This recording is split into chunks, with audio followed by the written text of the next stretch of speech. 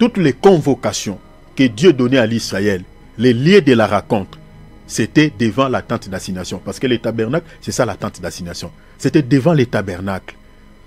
Les tabernacles servaient comme tout un médiateur entre Dieu et les peuples. C'est-à-dire, si on enlève les tabernacles, il n'y a plus possibilité de se communiquer avec Dieu. Il n'y a plus possibilité de voir Dieu. Parce que Dieu avait dit à Moïse, tu diras à mon peuple, vous me bâtirez un tabernacle et j'habiterai au milieu de vous, au travers de ces tabernacles. Donc Dieu avait placé son esprit en permanence dans les tabernacles. Et à chaque fois quand Dieu convoquait l'Israël, les lieux de la rencontre, c'était les tabernacles. Les tabernacles étaient un médiateur qui jouait un pont entre Dieu et les peuples. Et aujourd'hui, notre lieu de la rencontre, le véritable tabernacle, qui nous permet aujourd'hui d'entrer en contact avec Dieu, de voir la face de Dieu, de se communiquer avec Dieu, c'est le Seigneur Jésus-Christ. C'est lui le véritable temple, c'est lui le véritable tabernacle. Il a dit ouvertement dans sa bouche, dans Jean chapitre 1, verset 19 à 21, il dit, détruisez ce temple physique. Vous n'avez plus besoin d'entrer dans ce temple pour entrer en contact avec Dieu. Mais voici le véritable tabernacle. Si vous voulez entrer en contact avec le Père, entrez dans ce temple auquel je suis. Jésus il a dit, je suis le temple, je suis le tabernacle. Donc aujourd'hui, Dieu a placé son esprit dans le corps que nous expliquons Jésus-Christ. Donc si tout celui qui veut entrer en contact avec Dieu, c'est au travers du Seigneur Jésus-Christ, tu peux voir la face de Dieu. La raison pour laquelle il a dit dans Jean chapitre 14, verset 6, je suis le chemin, la vérité et la vie. Nul ne vient au Père que par moi. Donc tu ne peux pas venir au Père. Tu ne peux pas voir le visage de Dieu aujourd'hui sans passer par ces tabernacles que j'explique, la personne du Seigneur Jésus-Christ. Aujourd'hui, les lieux de la rencontre, c'est le Seigneur Jésus-Christ. Ce n'est pas Bouddha. Ce n'est pas Marie. Tout ce que l'Église catholique dit aux gens, que Marie c'est notre médiatrice. Nous ne prions pas Marie, mais nous plaidons à la sœur Marie que pour récupérer toutes nos prières, et c'est elle qui va aller présenter parce qu'elle est la mère de Dieu, elle est la mère du Seigneur Jésus-Christ, c'est elle qui va aller auprès du Père, présenter toutes nos prières, elle va aller plaider, tout ça. Bien-aimé, regarde toutes ces théories, bien-aimé, c'est la sorcellerie. Tout ce que l'Église catholique dit aux gens là, c'est la sorcellerie purement simple. Puis il n'y a pas de mots, c'est la sorcellerie. C'est la sorcellerie.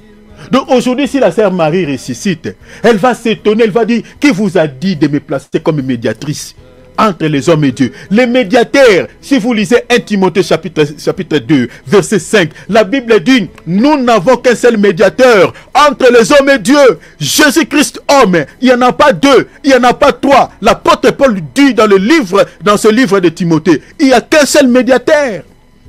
Jésus-Christ point barre. Ce n'est pas Bouddha, ce n'est pas Tata Honda, ce n'est pas non plus Diangenda, ce n'est pas non plus Simon Kimbangu, ce n'est pas non plus, je ne sais pas, Confucius, ce n'est pas non plus hindou. Le seul et l'unique médiateur qui nous permet aujourd'hui d'atteindre Dieu, qui nous permet aujourd'hui de voir la face de Dieu, c'est Jésus-Christ. En dehors de Jésus-Christ, bien-aimé, Dieu exauce aucune prière. Si tu veux que ta prière soit exaucée, si tu veux que le jeûne que tu es en train de faire, les sacrifices que tu es en train de faire pour Dieu, tu veux que Dieu te récompense, tu veux que Dieu t'exauce, tu veux que Dieu te délivre de tout ce qui t'accable. Aujourd'hui, les lieux de la rencontre, aujourd'hui, l'échelle qui te permettra de monter au ciel vers le Père, c'est le Seigneur Jésus-Christ. Il a dit ça même dans l'épître, dans l'évangile de Jean, chapitre 1, verset 51. Il dit, je suis l'échelle. Je suis l'échelle, je suis l'escalier. Si vous voulez monter vers le Père, moi je suis l'escalier.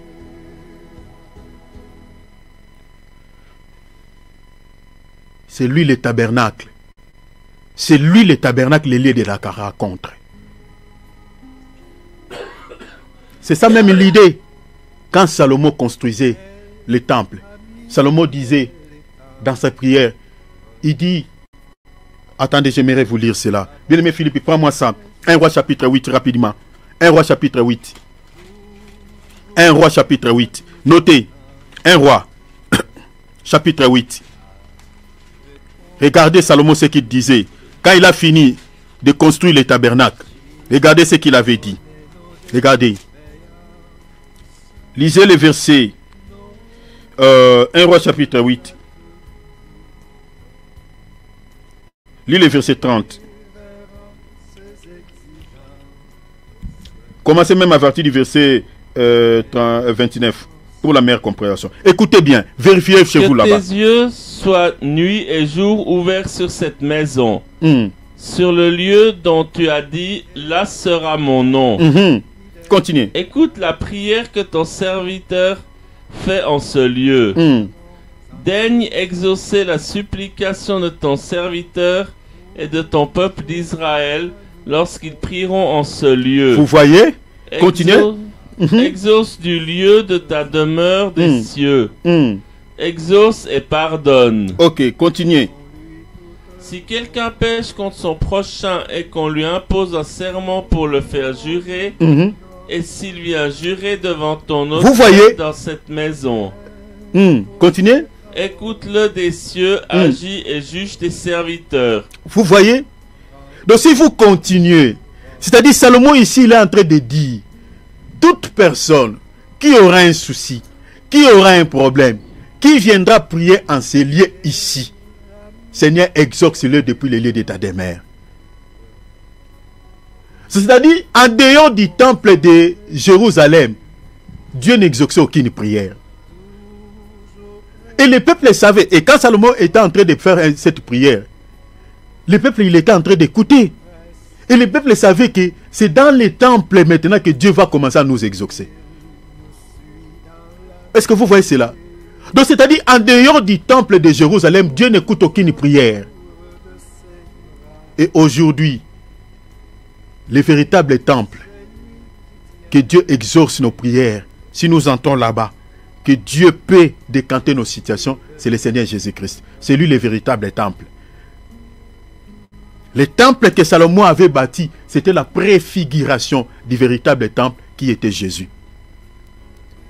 Si tu veux que ta prière soit exaucée, cette prière-là doit être marquée, doit être signée par le nom de Jésus-Christ.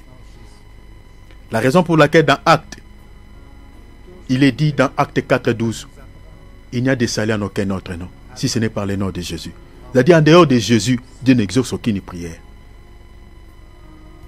Alors, vous voyez de quelle manière cette fête est accomplie dans la vie de Christ. Mais cette fête est accomplie également dans la vie de tous les chrétiens. Parce que nous aussi, les chrétiens, nous sommes des temples de Dieu. La Bible dit dans 1 Corinthiens 3:16, ne savez-vous pas que vous êtes les temples de Dieu et que l'Esprit de Dieu habite en vous? Vous comprenez? Aujourd'hui, nous aussi, nous sommes les temples de Dieu. Donc, c'est de cette manière que cette fête des tabernacles qui était célébrée chaque année en Israël s'est accomplie. Alors, cette fête était liée aussi aux dîmes. Donc, si cette fête est accomplie sur le plan spirituel dans notre temps, eh bien, les chrétiens ne peuvent plus payer la dîme comme c'est fait au temps de la loi. Vous comprenez? Donc même la dîme qui était liée à cette fête est accomplie aujourd'hui. Donc nous ne pouvons plus payer cette dîme-là à la manière juive. Non.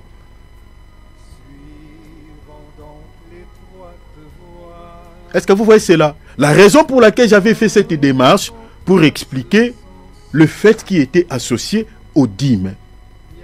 Alors, je vais parler pendant 15 minutes. Et après, je vais m'arrêter. Mon bien-aimé, regarde-moi le temps. Je ne vais pas dépasser 15 minutes. Parler 15 minutes. Je vais ajouter un élément et après nous allons clôturer. Lis-moi s'il te plaît Deutéronome 12.